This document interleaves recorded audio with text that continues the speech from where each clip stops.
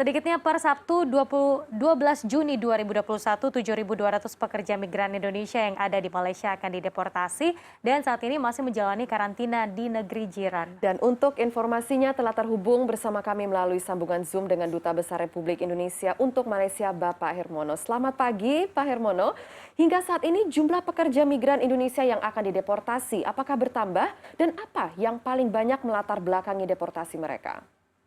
Jadi kalau data yang kita miliki sampai saat ini yang akan dideportasi atau siap dideportasi itu ada sekitar 7.200 dan ini seluruhnya adalah pekerja migran kita yang tidak memiliki dokumen yang resmi atau yang undocumented ya gitu. Inilah yang sedang kita upayakan untuk dipercepat pemulangannya ya. Namun di samping itu kita juga dalam waktu dekat akan memulangkan yang kelompok rentan yang ada di depo, rencananya tanggal 24 Juli itu ada 295 yang akan kita pulangkan. Oke, lalu bagaimana Pak kondisi mereka saat ini? Seperti apa nanti proses deportasi yang akan dijalani para pekerja migran Indonesia? Kemudian tanggapan dari masing-masing kepala daerah ketika mengetahui ada warganya yang kemudian akan dideportasi seperti apa Pak?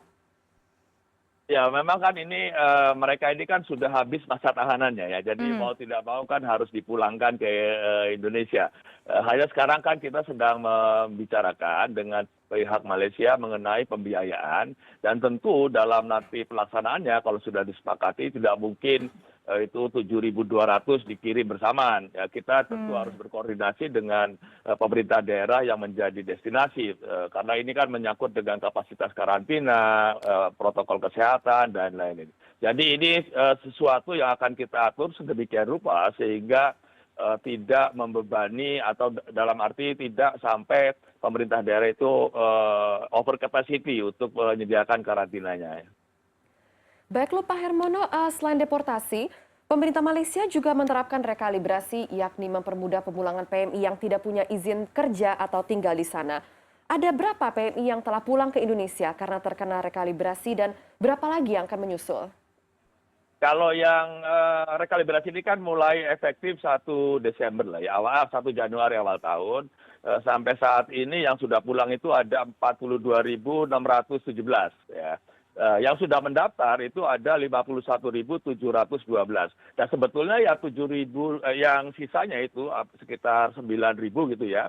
Itu harusnya pulang selama bulan Juni ini hanya karena kantor imigrasinya tutup sehingga mereka tertunda kepulangannya. Nah, tentu yang ingin pulang ke Indonesia masih banyak lagi ya. Kalau program rekalibrasi ini diperpanjang sampai akhir tahun, sebagaimana juga sudah kita minta ke pihak Malaysia, di perkiraan saya ada sekitar 50.000 lagi lah yang akan pulang ke Indonesia karena memang situasi ekonomi di Malaysia tidak terlalu kondusif lah untuk pekerja migran kita. Banyak di antara mereka yang sudah kehilangan mata pekerjaan ya dan daya belinya sangat lemah ya karena kan ekonomi juga sangat terpengaruh di sini. Dan kebanyakan mereka ini sebelumnya bekerja sebagai apa Pak? Dan sejak pandemi melanda tahun lalu ini total sudah berapa banyak pekerja migran yang sudah dipulangkan dari dari pertengahan tahun lalu sampai sekarang? Kalau data yang kita miliki tahun lalu itu sekitar 182.000 tahun lalu. Dan selama 2021 ini catatan kedatangan di beberapa titik itu sekitar 117.000 yang sudah kembali ke Indonesia. Jadi sekitar 300.000 lah yang sudah kembali ke Indonesia. Pada umumnya mereka ini adalah yang bekerja secara undocumented atau tidak memiliki dokumen resmi sehingga situasinya sangat sulit. Sebab mereka kan tidak ada majikan. Begitu tidak ada pekerjaan, tidak ada pilihan lain harus pulang. Nah, pada umumnya banyak di antara mereka ini yang bekerja di sektor konstruksi, di sektor jasa ya. 2 sektor inilah yang paling banyak terpengaruh karena di sektor ini pula paling banyak yang tidak memiliki dokumen. Jadi inilah mereka yang sudah pulang ke Indonesia. Dan diketahui kasus COVID-19 ini di Indonesia, Pak, sedang meningkat ya.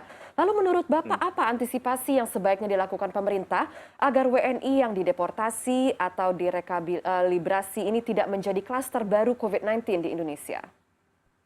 Ya memang ini satu masalah ya karena dari laporan yang kita terima dari Indonesia ada yang datang dari Malaysia ini ternyata membawa virus juga positif ya.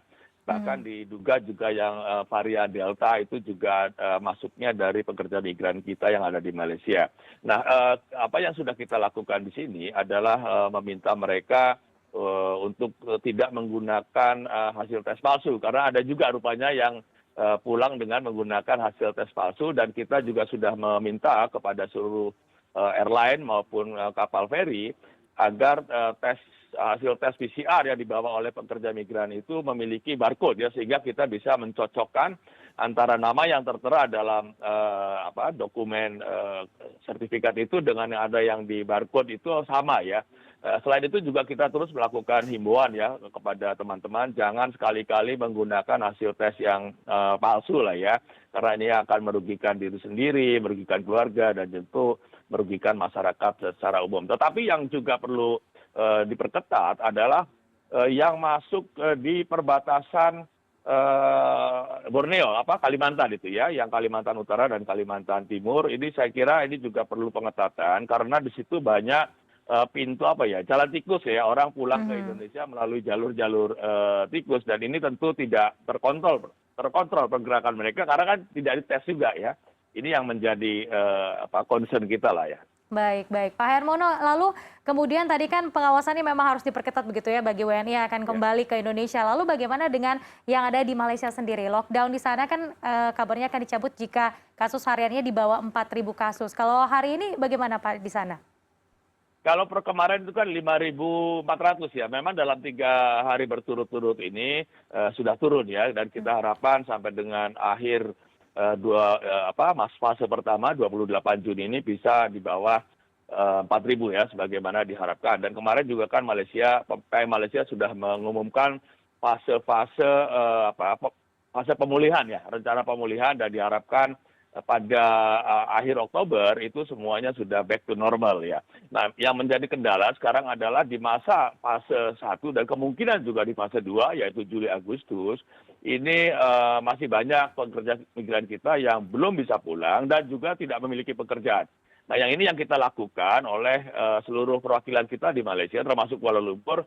Sejak tanggal 3 Juni kita sudah melakukan operasi pembagian logistik lah ya. Untuk KBRI Kuala Lumpur sendiri sudah membagikan lebih dari 17.000 paket sembako lah ya.